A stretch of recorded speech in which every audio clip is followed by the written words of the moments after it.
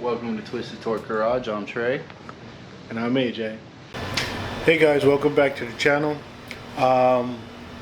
If you have noticed, Trey's not here. He's out on vacation with his family. I'm going to finally start working on installing this cage. So the motor is at the machine shop, and we decided that, not decided, but it just makes sense. We get the chassis done, and as soon as we get the motor back, we can start putting the motor back into the car. Last video you saw us take this apart somewhat. It's just gonna sit there until we get the new motor back, and we can transfer some parts off of that one and put on a new motor. I wanted to leave it on there because it just makes it easier transferring things over. Obviously gonna make sure everything's all clean and nice to go on a brand new, freshly rebuilt motor. So with that being said, let's get started with our roll cage. It came up with these plates. These plates have to be welded to the floor, and then the piping of the cage gets welded to these plates. So there's 6 in all. I only have 2. There's this style that is going to be under the main hoop and the front part of our roll cage, and this one is going to be the back on the wheel tubs. So here we have the main hoop. It's kind of just sitting in spots. There's certain places I have to cut. I have to cut the body to get these to fit. If you take a look here, obviously this stuff will be out of the way once we start welding. But if you take a look here, you see the gap between the plate and the chassis. So what I got to do is get a torch, get this where I need it to go, and torch it up, heat it up, and then start shaping it so it'll fit, and we'll have a nice tight seam to weld all the way around. We got to weld all the way around these plates to the chassis, and then once these plates are welded to the chassis and we get the main hoop in the place where it needs to be, we'll weld here all the way around. Today in the front, it's a little bit of different situation. In the front we have all our wiring, main harness and stuff here, steering column, everything's in here, so it's somewhat protected. I know this is probably not the best way to do this, but is what we got today, and is what we're going to be working with this whole project. So here, excuse the mess a little bit, we have this kick out in the floor here. Our pipe, or tube, because it's not a pipe, tubing and pipe are two different things. I found that out doing research on welding. So our tube is essentially going to land somewhere in this vicinity. We have to come up this way and follow the A-pillar to go back to the main hoop. So with that being said, we have a bar that goes across for the steering column. So I have to make sure that I get this bar, or tube, again, excuse me, this tube in the right spot where the cross tube will line up perfectly, so we can mount our steering column where it needs to be. So I have to cut this out instead of banging it and making a mess. I'm just going to cut it out so I'll have enough room to put this plate. It's probably going to sit something like this or something like this.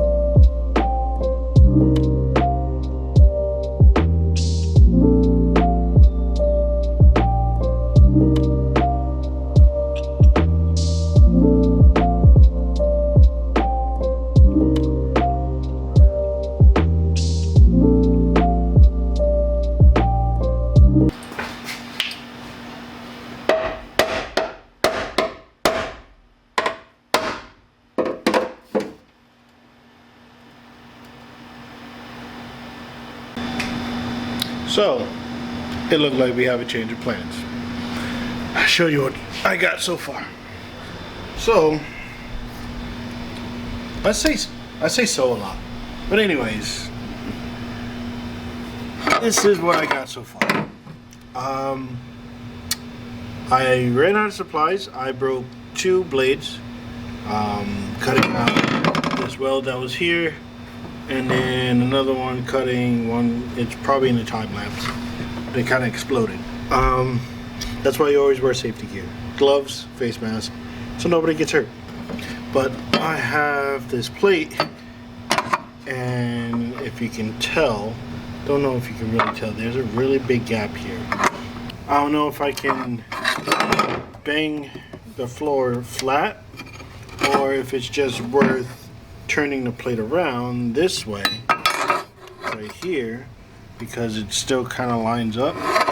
Just cut this out and go straight to the A pillar.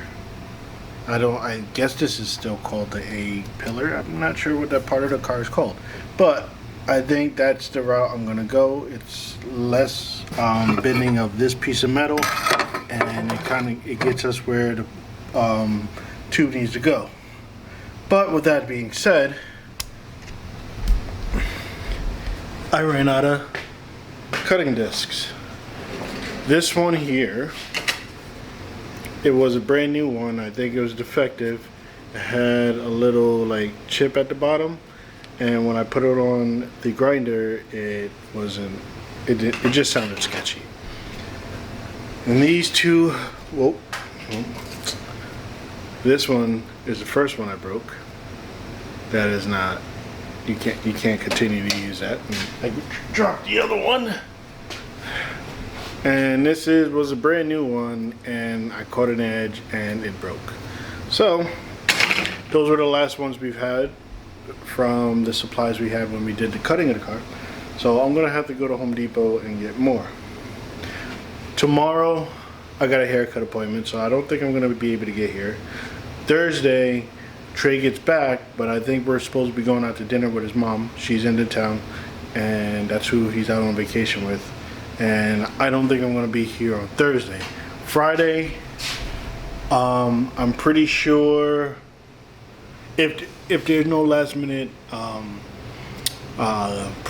Christmas shopping or anything like that, and I can get over here Friday, I'll come over here. So with that being said, a lot of that being said, we're not gonna end this video because I want to do the other side and I want to show you guys the finished product. So what I'm gonna do is, it's gonna be a couple days maybe before I get back to it, but I'll probably be in different clothes. But this is usually my cutting shirt and everything, so I might be in the same clothes, I might not be, but I'll be back, so don't go nowhere. And we're back. It's been a couple days. It's been hectic, as you know. Around this time of recording, it's Christmas time, so I've been a little busy. Trey's been a little busy. He was on vacation before. I probably explained all that. I can't remember exactly what I recorded, but some things changed a little bit. When I left you guys before, we needed some supplies to cut some more stuff out of the car for the roll cage, and we were focusing on the roll cage. But as soon as I stopped filming, the very next day, the machine shop called me and said the cylinder head was ready for me to pick up to get started on polishing the cylinder head. So with that being said, we had to hold off on the cage stuff, and I needed to get the cylinder head here and get that done so I could give it back to them, because they needed to, there it is, that there. They needed to finish completing the build for the head. So with that being said, this video is taking a complete 360. We're gonna not focus on the cage, get this head back to them so they can finish what they have to do. So far, this is our intake side. So this is our number 1 cylinder. This is ready to be polished. I don't know if this really shows all that well. Let me see if I can zoom in.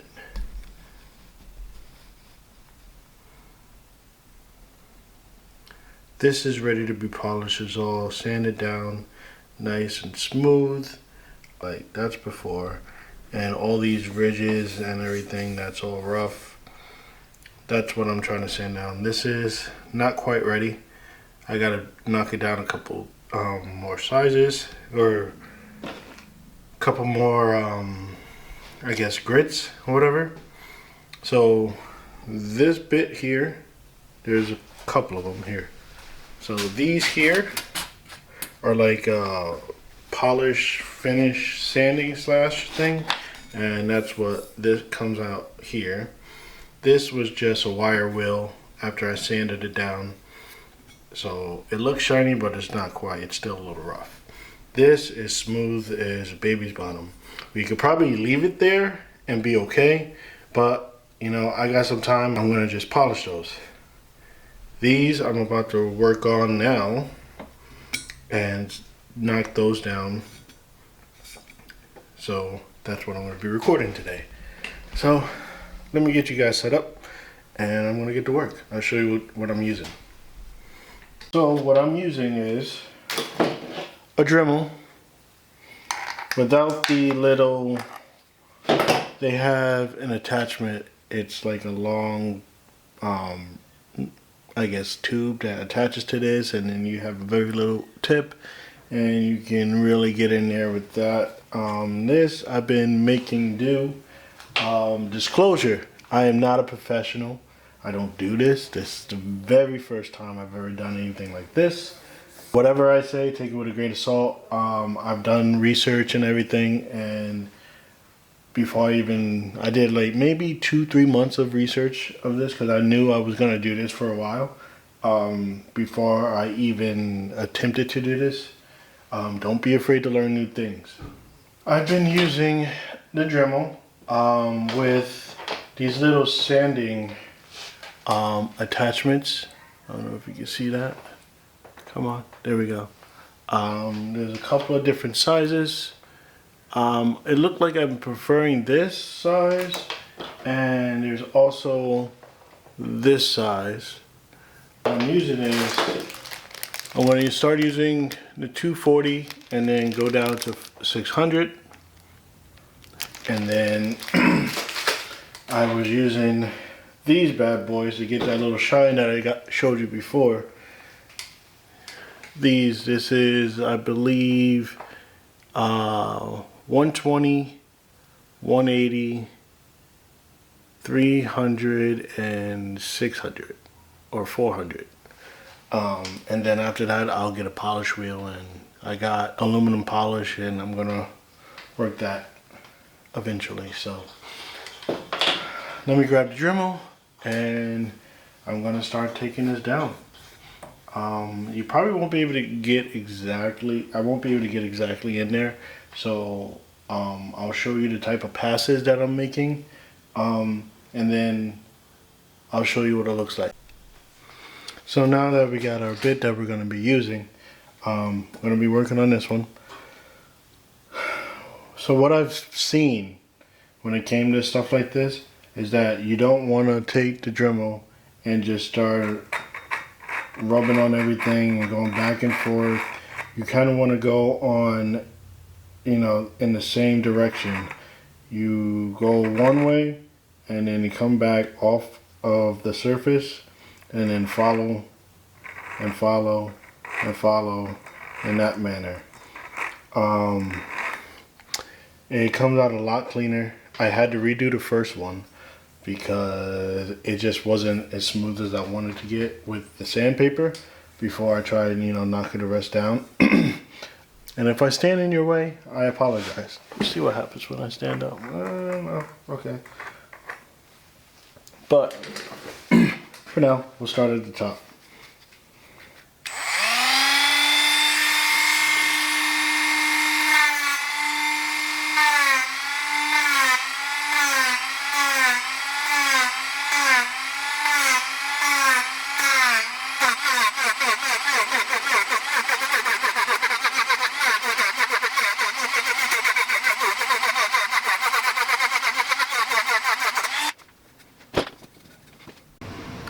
Alright, so this is the first couple of passes. As you can see up here, that's where I was taking the Dremel. Trust me, it's gonna look a lot smoother than that. That's the first couple of passes. Just to demonstrate, you can see the difference between that material there and this material here. So what I'm gonna do is put you guys on a tripod, probably, you know, speed it up, put some music behind it, and get to town. Pause. Get this cylinder pretty much nice and smooth, and I'll check back with you guys in a minute.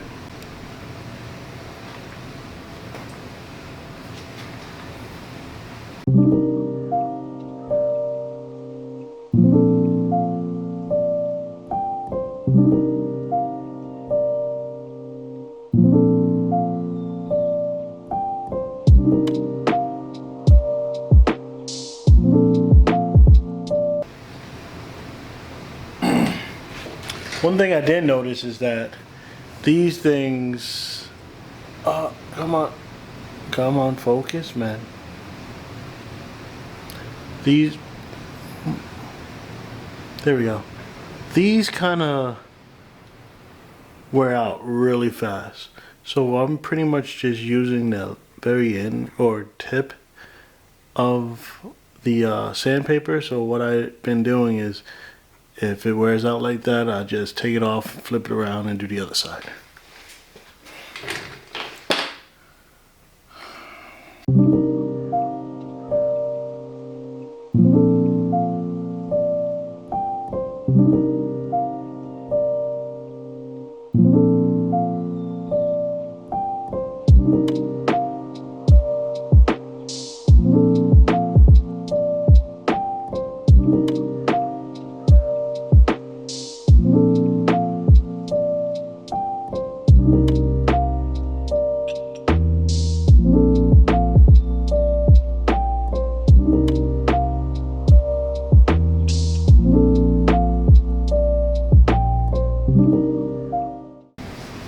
Trey's back.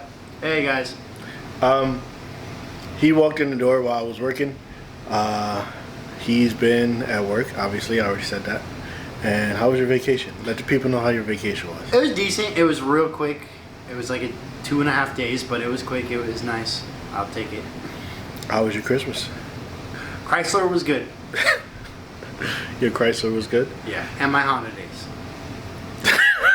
I can't believe you just did that. I'm gonna leave that in. You should. Anyways, so last I left off, I guess I was in hyperspeed mode, and you guys watched me, and then I cut it off because it was gonna take a while. So this is where I'm at now. Camera. Anyways, so we are all sanded down. Can you stop hitting? I'm trying to get out your way, son. We're all sanded down. Let's see if we get some light in there. You guys can pretty much see that. I'm terrible with this light situation. But yeah, it's time to get the surface ready for polishing. Like I said before, this one was already pretty much ready for that process. This one's already somewhat polished. So I'm going to do that, and then I'm going to end the video. I'm going to give you guys a quick look of what it looks like before I actually polish it. And then I guess in the next video, once I got the exhaust side done and everything, the finished product, we'll mention and talk about it, because we'll probably be back on this thing, welding. So we are finally done with the before polishing stage. So everything's all nice and smooth, as you guys can see down here. Next step is to polish. If you really wanted to, you can leave it this way. You don't necessarily have to polish it, but us being direct injected, we want this thing as slippery as possible so we don't have any carbon buildup. That's pretty much the main reason I really wanted to do this. Whatever performance parts performance gains we get out of it, it is what it is. When it comes to carbon buildup in ports, it's a pain. You guys see me deal with that before in this YouTube channel. So we're gonna do everything that we could do to prevent it from building up and go from there. The next thing I want to do, or I was planning on doing, is doing the exhaust side, but I'm not going to show that on camera. It's very tedious work. Don't know how many days it's going to take me to get to that stage. Obviously this is like a 3-4 day thing. You're slow. My cage isn't in yet. I'm working on it. But this is the other end, if you guys can see that. This is the combustion chamber side. So with that being said, I flipped it over here because you see these ripples in here. You can take this down. You can do the same thing you do with the actual ports, but I don't want to change any of the compression that's in the compression chamber any more than we already have with our new pistons. So what I'm going to do is take these things and just polish it up a little bit. You know, do the whole stage thing that I was doing inside the ports. And this, I already tried it over here. It still has the ripples in it, like on this side, but this side you guys can't feel obviously, but this is a lot smoother than this is, so less particles can attach to this. So that's what I'm going to do with that, and then obviously I'm going to do the same thing on the exhaust side. Well, Trey's over here practicing, doing some stuff. Last practice work before we start. Before I start on The cage. the hoop, welding the main hoop. Yeah, so that's going to be in a later video. But that's going to conclude this video. What Trey is doing is going to be in a different video. So I guess you got a tiny little sneak peek. Until next time.